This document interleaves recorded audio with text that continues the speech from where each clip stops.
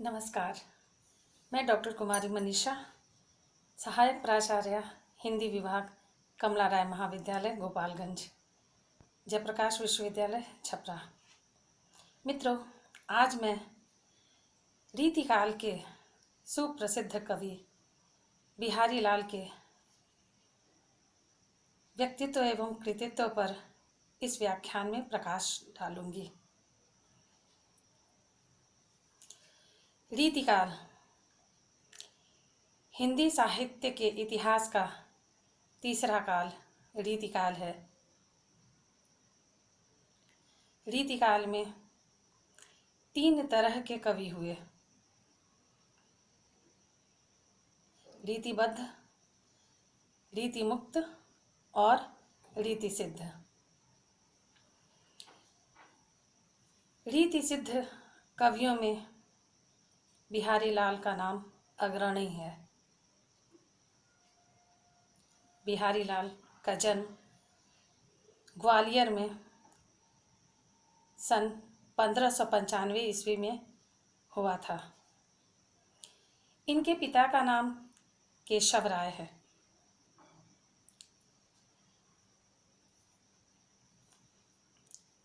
इनकी शिक्षा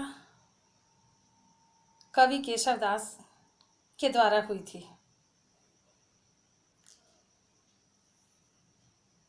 जिन्होंने संस्कृत का ज्ञान दिया।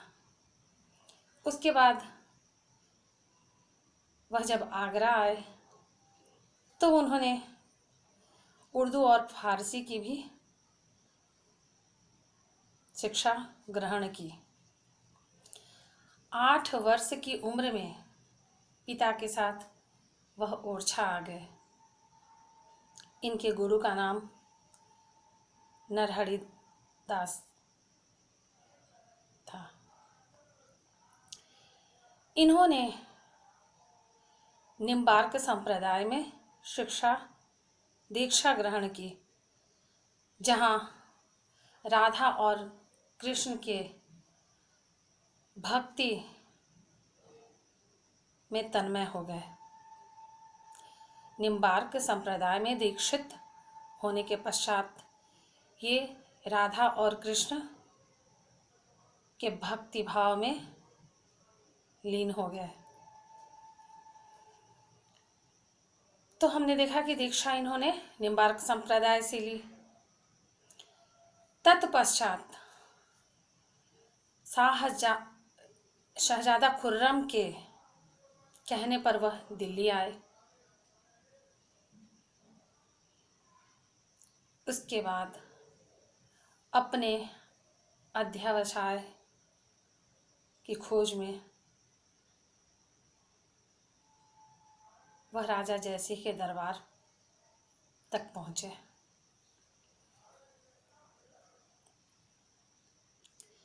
राजा जयसिंह के दरबारी कवि थे।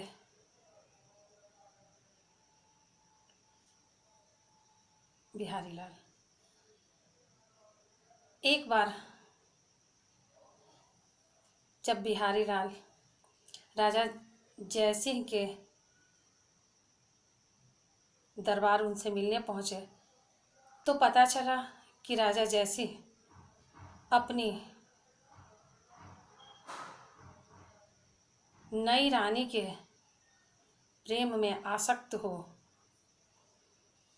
अपने कर्तव्य से विमुख हो,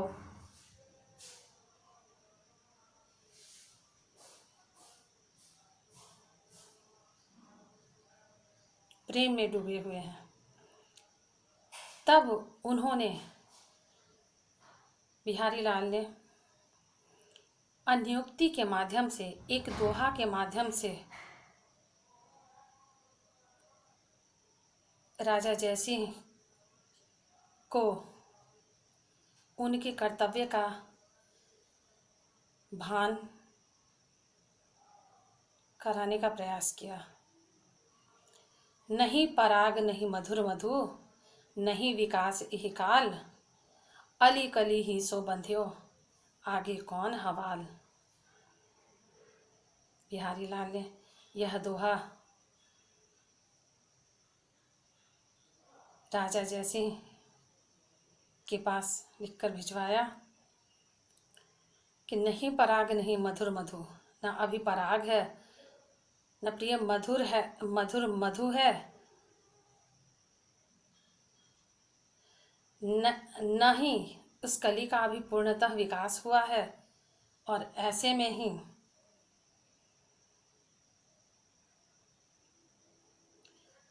भंवरा उस कली से ही बंध कर इस तरह बंध गया है कि उसे कुछ एहसास नहीं। अगर वह कली खिलकर जब फूल बनेगी तो आगे क्या होगा। कहने का अर्थ है कि वह नवोढ़ा रानी, नई नवेली रानी का भी पूर्ण विकास भी नहीं हुआ था, और उसके प्रेम में आसक्त होकर अपने कर्तव्य से च्युत हो जाना कहाँ तक लाजमी है। और इस बात का एहसास बड़े सुंदर ढंग से बिहारी लाल ने राजा जयसिंह को करवा दिया। राजा जयसिंह बिहारी के इस चातुर्य से, बिहारी के इस गुण से बहुत प्रभावित हुए। उन्हें अपने कर्तव्य का ज्ञान हुआ और उन्होंने आकर ढेर सारी मुद्राएं बिहारी लाल को दिया। बिहारी लाल की एकमात्र रचना बिहारी सतसई है।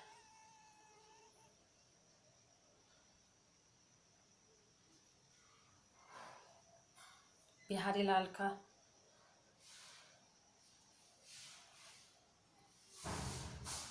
लाल की मृत्यु 1663 ईस्वी में लगभग मानी जाती है।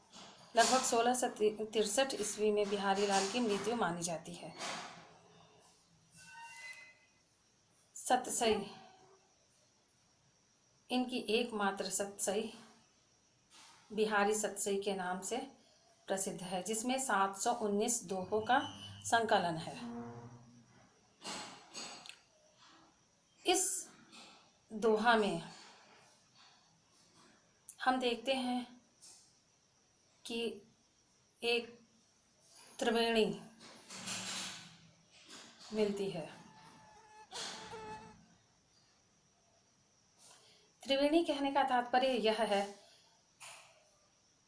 कि नीति विषयक काव्य मिलते हैं, आध्यात्मिक काव्य मिलते हैं और श्रृंगार विषयक काव्य मिलते हैं। ये तीनों धारा प्रवाहित होती है बिहारी के दोहे में।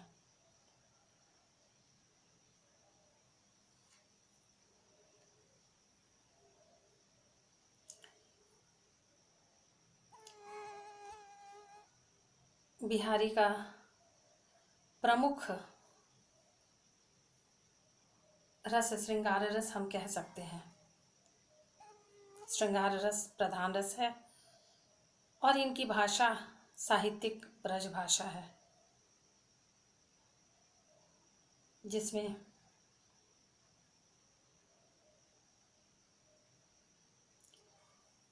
प्रमुख अलंकार के रूप में अनुप्रास और यमक अलंकार आते हैं। कनक कनक ते सौगुनो, मादकता अधिकाय, यह खाए बौराए जग, वह पाए बौराए। अर्थात कनक कनक ते सौगुनो, सोना में कनक अर्थात सोना, कनक अर्थात धतूरा। तो एक का अर्थ है धतूरा और दूसरे का अर्थ है सोना। कनक कनक ते सौगुनो, मादकता अधिकाय। सोना में धतूरा से 100 गुना अधिक मादकता होती है। यह पाए बौड़ाए जग, वह खाए बौड़ाए। एक को खा करके बौड़ाता है जग, तो दूसरे को पा करके ही बौड़ा जाता है।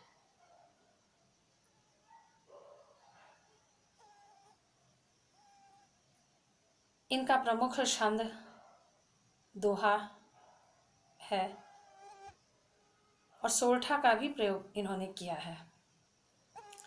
पुनः हम इनकी शैली को त्रिवेणी कह सकते हैं। प्रसाद, माधुर्य और चमत्कार पूर्ण, इन तीनों तरह के गुण मिलते हैं इनकी रचनाओं में। भक्ति तथा नीति विषयक जो रचनाएं हैं उनमें प्रसाद गुण की प्रधानता दिखाई देती है, वह प्रसाद गुण से युक्त है। श्रृंगार परक रचनाएं माधुर्य गुण से, जिसमें संयोग और वियोग दोनों तरह के श्रृंगार का वर्णन है।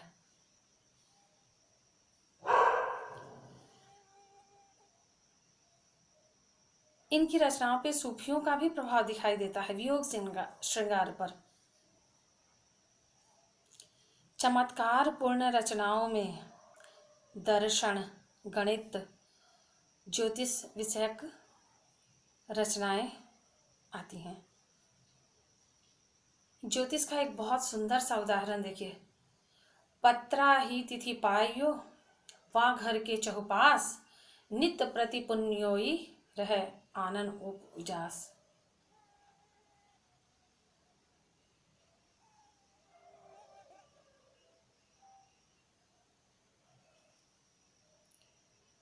तो बिहारी की रचना में ऐसे चमत्कारपूर्ण कई दोहे हैं। इनकी तुलना महान कवि देव से भी की जाती है।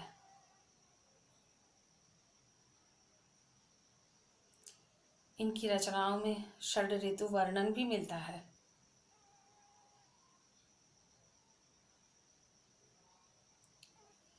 इन्होंने गागर में सागर भरने जैसी बातें कही हैं।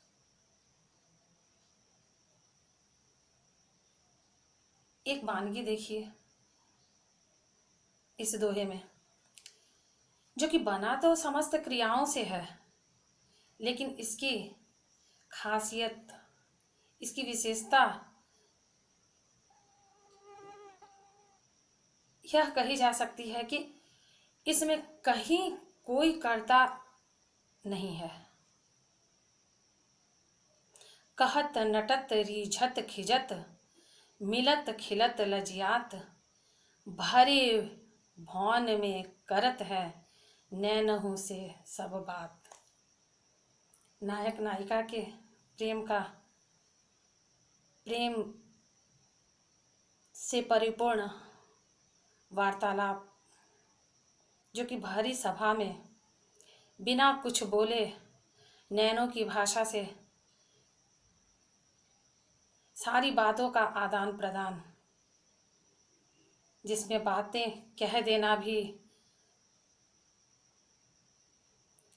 जिद पर अड़ जाना भी, रीझना भी है और खींचना भी है, संयोग भी है, मिलन भी है, खिलना भी है और लज्जा से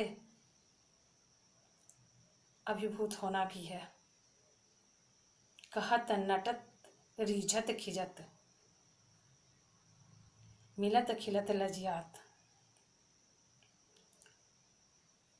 यह सारी क्रियाएं भरे भवन में, भरी सभा के बीच में दोनों आंखों के द्वारा ही संपन्न हो जाती हैं। नायक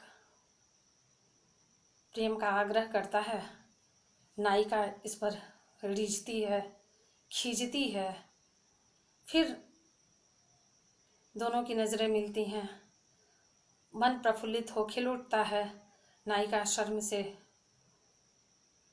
नजरें झुका लेती है। ये सारी चीज़ें, ये हाव भाव की भंगिमा के माध्यम से इन सब चीज़ों की चर्चा कर देना, ये गागर में सागर ही तो है, गागर में सागर भरना ही तो है, जो कि बिहारी से ही संभव है।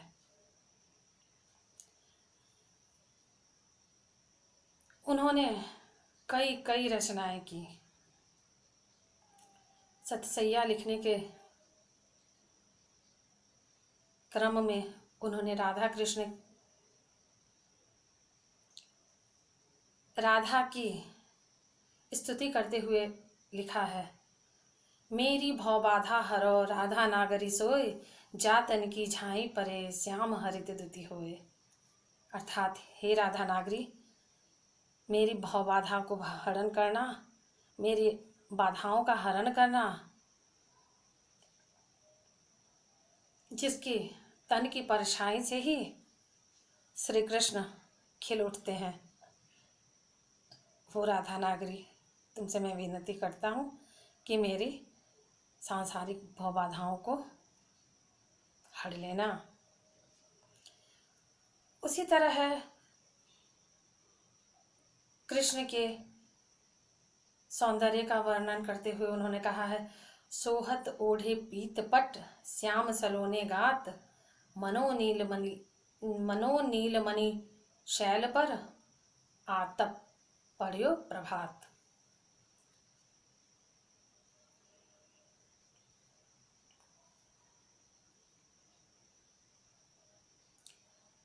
उन्होंने बहुत बड़ी बड़ी बातें कही। उनका एक दोहा देखिए, या अनुरागी चित्त की गति समझे नहीं कोई, ज्यों ज्यों बूढ़े श्याम रंग त्यों त्यों उज्ज्वल होए।